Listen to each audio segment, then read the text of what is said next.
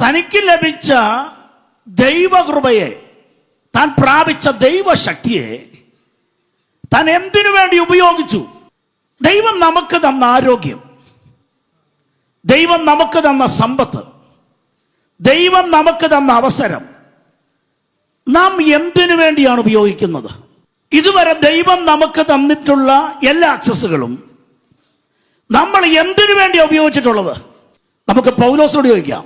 കറ തീർത്ത അദ്ദേഹം പറഞ്ഞു, എന്നിൽ വ്യാപരിച്ച ദൈവശക്തി എനിക്ക് എവിടെങ്കിലും ഒരു അവസരം ഉണ്ടാക്കിയെന്നല്ല, എന്റെ മേൽ വ്യാപരിച്ച ശക്തിക്ക് തക്കവണ്ണം ഞാൻ പോരാടി ഒറ്റ കാര്യത്തിന് വേണ്ടിയാ, ഏതൊരുവനെയും ക്രിസ്തുവിൽ തികഞ്ഞവനാക്കണമെന്നായിരുന്നു. തന്റെ ഭൗതിക നന്മ എല്ലാം ദൈവരാജ്യമായിരുന്നു തന്റെ സ്വപ്നം.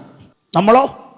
നമുക്ക് പാടാൻ കഴിവുണ്ടെങ്കിൽ, പ്രസംഗിക്കാൻ കഴിവുണ്ടെങ്കിൽ, ഇല്ല കീശ നിറച്ച കാശുണ്ടെങ്കിൽ അതെല്ലാം പ്രദർശിപ്പിക്കാൻ നമ്മൾ തയ്യാറാകുന്നവരാണ്. ശ്രദ്ധിച്ച്, യോഗത്തിനൊക്കെ വന്ന പമ്മിയിരിക്കും, 10 പുത്തനായി കഴിയുമ്പോഴാണ് തനി സ്വഭാവം നമ്മൾ കാണിക്കുന്നത്. നമ്മൾ നോക്കിയേ, നമുക്ക് ലഭിച്ച സമ്പത്ത്, നമുക്ക് ലഭിച്ച ഇനി കൃപാവരങ്ങളായിക്കോട്ടെ, ഒരു ശുശ്രൂഷ ദൈവം നമുക്ക് തന്നാൽ പിന്നെ അത് നമ്മെ പ്രദർശിപ്പിക്കാനല്ലേ നമ്മൾ ശ്രമിക്കുന്നത്. എന്നെ എക്സ്പോസ് ചെയ്യണം, എന്നെ 10 പേർക്ക് എന്ത് ചെയ്യണം? അറിയണം. 10 പേർക്ക് മുഴുവൻ ഫേസ്ബുക്കിൻ്റെ അകത്തും നമ്മൾ PR വർക്ക് എടുത്താ ചെയ്യുന്നത്. എങ്ങനെയല്ല 10 പേർ അറിയണം. നിങ്ങൾ ശ്രദ്ധിച്ചേ, ഈ പൗലോസിനെ കുറിച്ച് ലൂക്കോസ് പറയുക, നല്ല എബ്രായ ഭാഷ നന്നായി അറിയാവുന്ന ഒരു മനുഷ്യൻ, ഗ്രീക്ക് യവനായ ഭാഷ നന്നായി അറിയാം, ഗ്രാമർ മിസ്റ്റേക്ക് ഇല്ലാതെ പുള്ളി സംസാരിക്കും. അന്നത്തെ അരാമിക്ക് അവർ അതും പുള്ളി സംസാരിക്കും. അതൊക്കെ പോട്ടെ, ഭാഷയിൽ നിപുണൻ.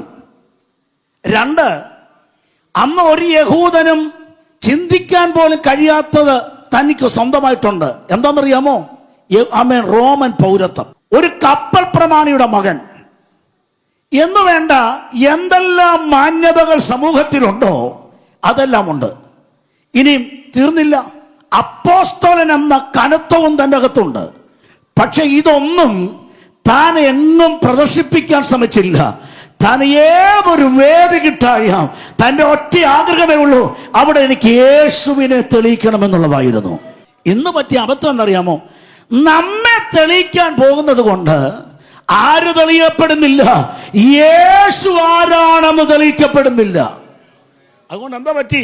നമ്മുടെ തലമുറകൾ പലതും ഇന്ന് യേശുവില്ലാത്തവരായിട്ടാണ് ജീവിക്കുന്നത്.